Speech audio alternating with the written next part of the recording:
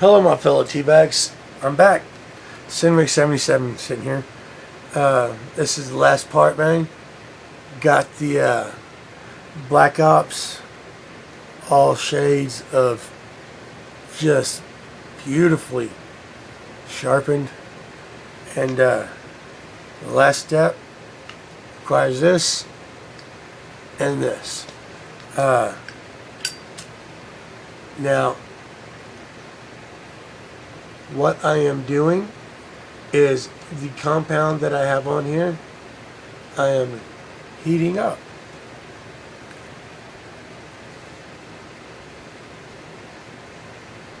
Because it does a much better job warm than it does cold.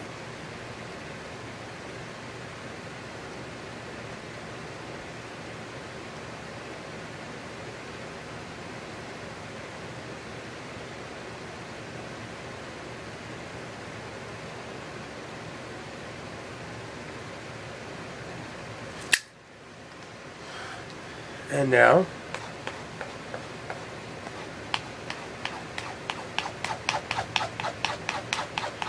it's stropping time.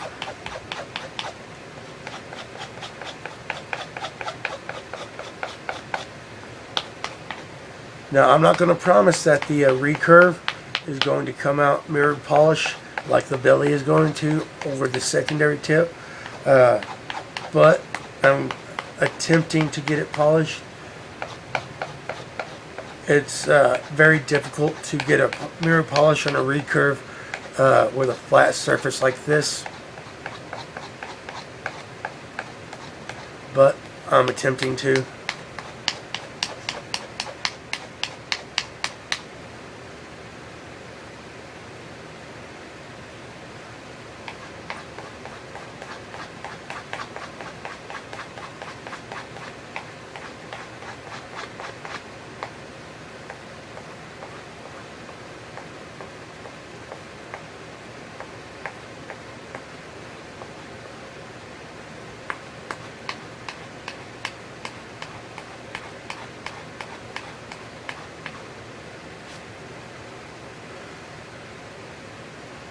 Now, y'all saw that on this side I was going fast.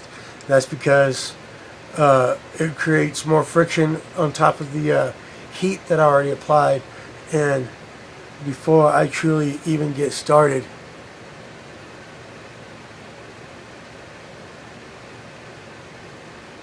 you see it already? I haven't even begun to buff it out yet.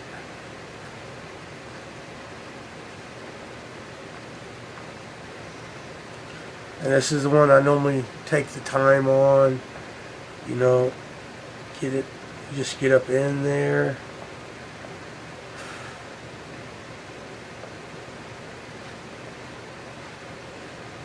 Now whatever was left of that burr is now completely and totally gone. It's just a 40-degree conclusive edge, and that means both sides 40 degrees grand total, 20 degrees on each side.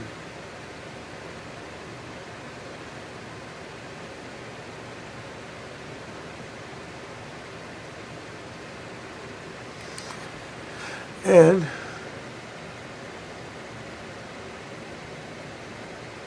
can y'all see the edge?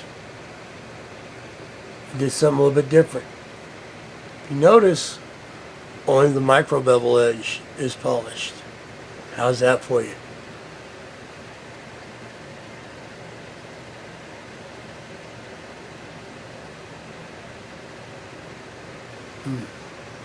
Now, this thing is just a screaming sharp now.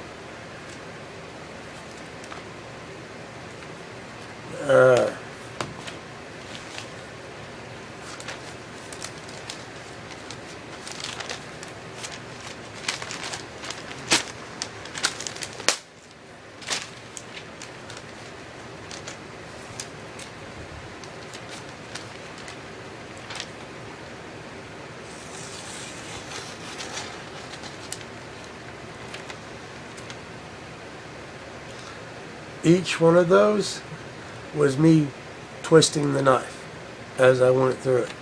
Can you see that? Now, I know somebody out there watching is going to want something particular to happen. And I'm going to see if I can make that happen for my bro.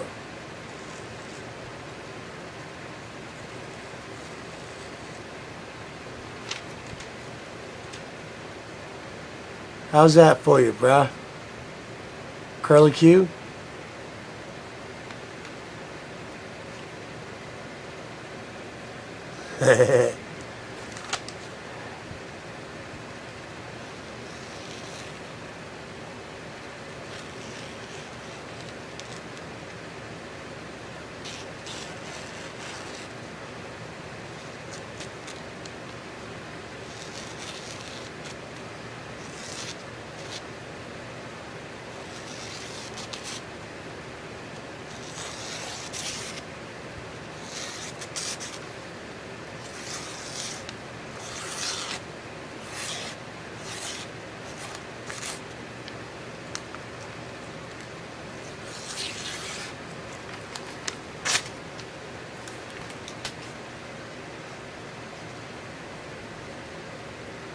Now, how's that for sharp, y'all? It's a bunch of these that are starting to curly cue at the tips, which I think is kind of funny. So, there we go. That is how we sit there and get a recurve razor sharp. That's how you sharpen a recurve. The next couple videos, I will be hitting up the razor. Love this knife. For those of y'all who do not have one, do not care where it's made, you need to get one. This is a workhorse of a knife, and I want y'all to see something. My lockup on this knife, I've had it for a while. Brother Exacto has played with it. I've played with it. And as you can see, the lockup on it is still at maybe 3-4%. I have to force it over into 10% for the locks to be engaged. So this knife is extremely awesome. For those of y'all who do not have one, you might want to think about go getting you one. Alright. Thank y'all very much for watching. Appreciate you. Here's finished product.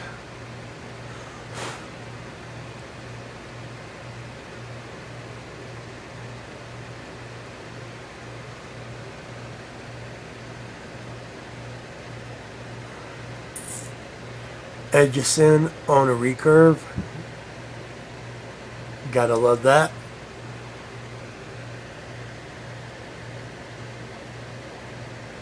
And do y'all notice how more prominent the secondary tip is? And you notice the awesomeness on the primary tip. It's just awesome too.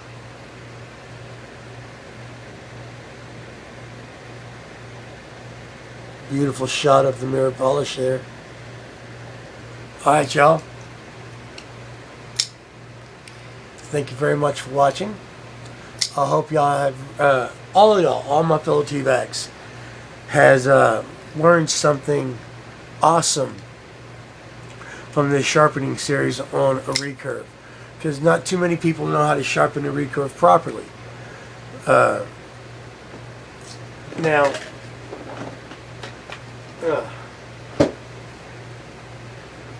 I'm going to show y'all something, because I actually happen to have a couple of prime examples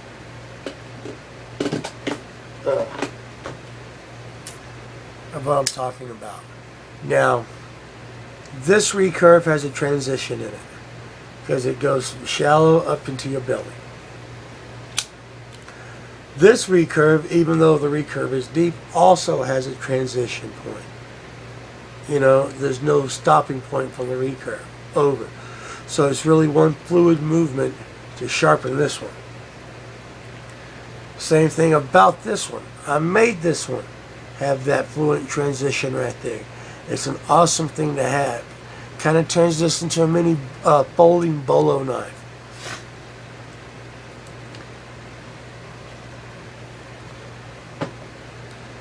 That is an awesome secondary tip to have. Primary tip, secondary tip, recurve, belly. Okay? Belly, secondary tip, recurve.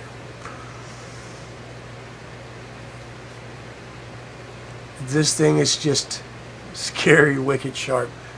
This is the only hair whittling sharp knife, or the only hair whittling sharp folder, or fixed blade, excuse me, that I have.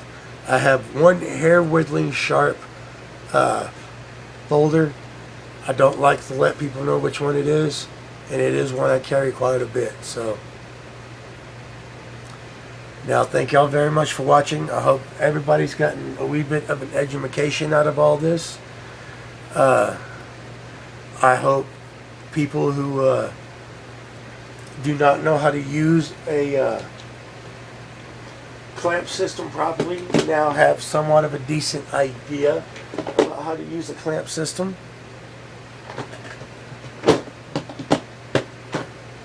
And I hope for those of y'all who got an education out of this, put that education to good use. So,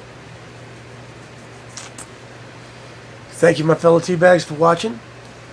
Keep your finger on the choil. Have a nice day, y'all. Bye.